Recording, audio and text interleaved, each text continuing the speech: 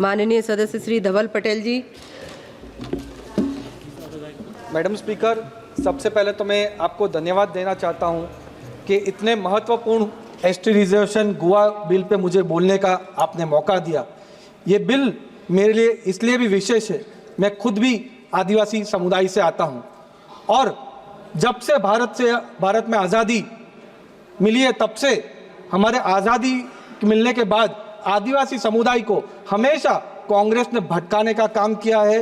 बस विरोध विरोध विरोध और आंदोलन पे ले गए हैं, लेकिन कभी भी आदिवासियों का विकास कांग्रेस ने नहीं किया। 1998 तक जब पूरे भारत में आदिवासियों का पॉपुलेशन 10 करोड़ से ज़्यादा था, तब भी आदिवासी के लिए अलग से मंत्रालय नहीं था। एक होम डिपार्टमेंट में होम सेक्रेटरी एक छोटे से ऑफिस में पूरे आदिवासी समाज का कल्याण की योजना बना रही थी। ये हमारे अटल बिहारी वाजपेयी जी थे, जिन्होंने 1998 में अलग से एसटी मंत्रालय का गठन किया, जिसके वजह से एसटी का खास करके विशेष से योजना बन सके, स्कीम्स बन सके, पॉलिसी बन सके और उनको एम्पावर कर सके, इसलिए अलग से आदिवासी मंत्रालय का गठन किया। वैसे ही पहले एसटी और एससी कमीशन भी एक था, लेकिन आप जैसे जानते हो कि एसटी की एट्रोसिटी अलग होती है, एससी की एट्रोसिटी अलग होती है, लेकिन कांग्रेस की सरकार ने कभी भी उसकी भी चिंता नहीं की और एक ही कमीशन रखा था। ये हमारी अटल बिहारी वाजपेयी जी और भारतीय जनता पार्टी की सरकार थी, जिन्होंने अलग से एसटी कमीशन की भी गठन करने का काम हमारे अटल बिहारी वाजपेयी जी और हमारी भारतीय जनता पार्टी ने किए थे। खास करके जो हमारा आदिवासी समुदाय है, 80% समुदाय रूरल एरिया में रहते हैं, गांव के साइड रहते हैं, लेकिन उनको सिटी की तरफ माइग्रेशन करना पड़ता था, पलायन करना पड़ता था। उसका मुख्य रीजन था, मुख्य कारण था कि वहां पे अच्छी पढ़ने की सुविधा नहीं थी, लेकिन कभी भी कांग्रेस की सरकार ने उसके लिए भी काम नहीं किया। ये हमारे अटल बिहारी वाजपेयी जी थे, जिन्होंने 1998 में एकलव्य रेसिडेंशियल मॉडल स्कूल खास करके हमारे आदिवासी बच्चों के लिए खोली और 1998 से 2004 तक 100 जितनी एकलव्य रेसिडेंशियल मॉडल स्कूल चालू करने का काम किसी ने किया हो तो भारतीय जनता पार्टी की सरकार ने ही किया था।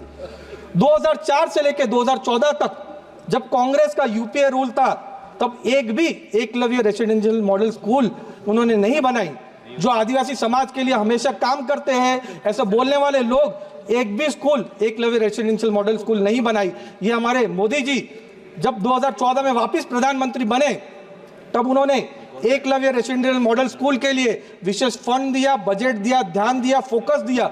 उसके कारण 100 से लेके आज पूरे भारत में 1000 से ज्यादा एकलव्य रेसिडेंशियल मॉडल स्कूल करने का काम भी हमारे प्रधानमंत्री मोदी साहब ने किया है।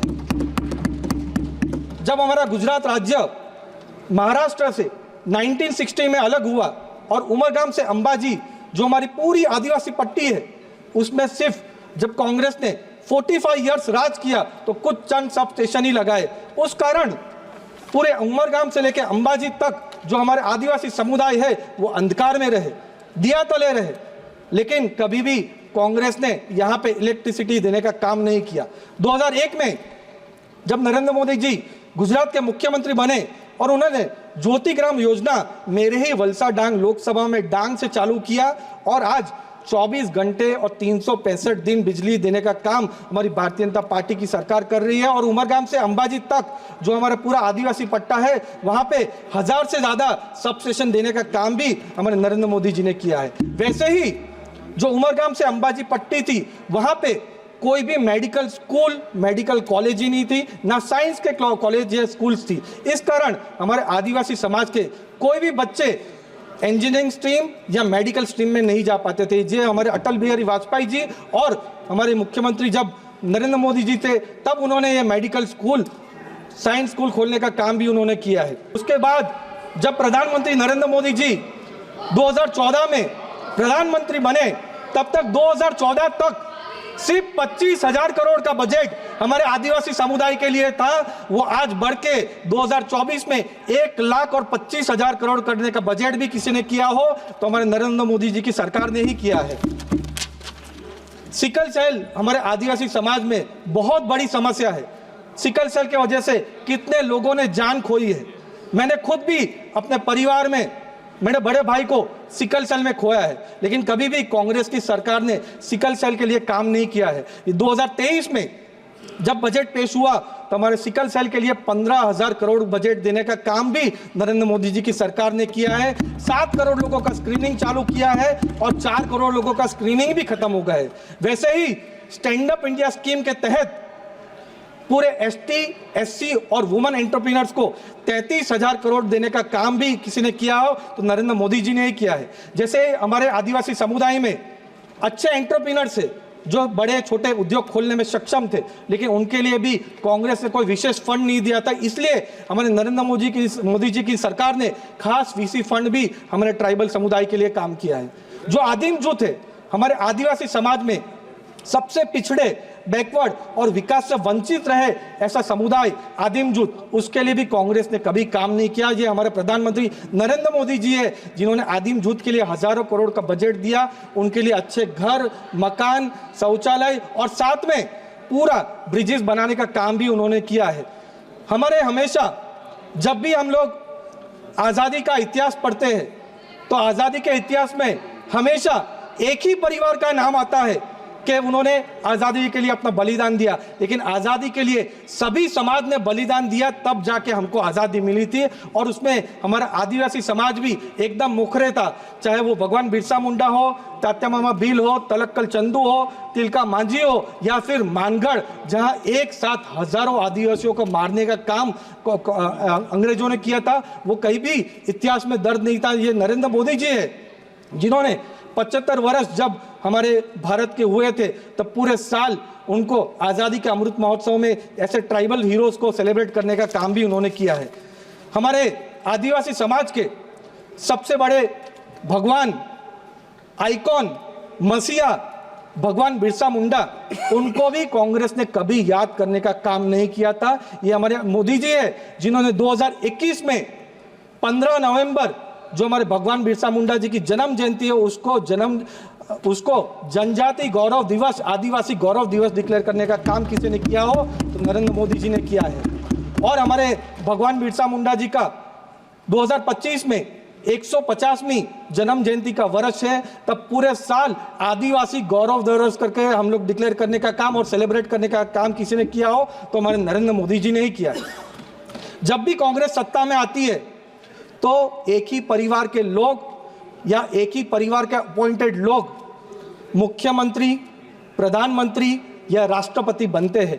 ये हमारे नरेंद्र मोदी जी है जिन्होंने हमारे आदिवासी समाज से आती हुई महिला द्रौपदी मुर्मू जी, जो वेल क्वालिफाइड, वेल डिजर्व्ड है, उनको हमारे राष्ट्रपति का इलेक्शन लड़ाया और जिताया। वो काम किसी ने किया हो तो हमारे भारतीय जनता पार्टी की सरकार ने ही किया है।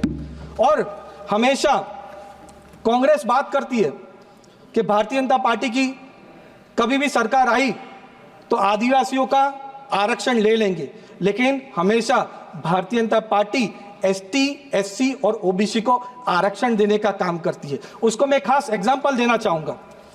कश्मीर जो भारत का दिल है, वहां पे 2019 तक आर्टिकल 370 लागू था और वहां पे नेशनल कॉन्फ्रेंस और कांग्रेस वाले कहते थे कि नरेंद्र मोदी जी और होम मिनिस्टर अमित शाह जी 10 बार भी जन्म ले तो आर्टिकल 370 नहीं हटा सकते। लेकिन 2019 में हमारी भारतीय जनता पार्टी की सरकार ने आर्टिकल 370 हटाया और वहां पे एसटी, एससी और ओबीसी को आरक्षण देने का काम हमारी भारतीय जनता पार्टी की सरकार ने किया। और जो आदिवासी के सपोर्टर है, हितेशु अपने आप को बताते हैं, उन्होंने जब 2024 का इलेक्शन आया, स्टेट का इलेक्शन, नेशनल इलेक्शन, तो उन्होंने मैनिफेस्टो में लिखा कि हम लोग, हमारी सरकार बनी तो आर्टिकल 370 हम लोग वापस करेंगे। यानी जो आदिवासी समुदाय को, एससी समुदाय को, ओबीसी समुदाय को आरक्षण भारतीय जनता पार्टी ने दिया, वो कांग्रेस की सरकार वापस ले, ऐसा बयान, ऐसा मैनिफेस्टो में कांग्रेस वाला कहा गया।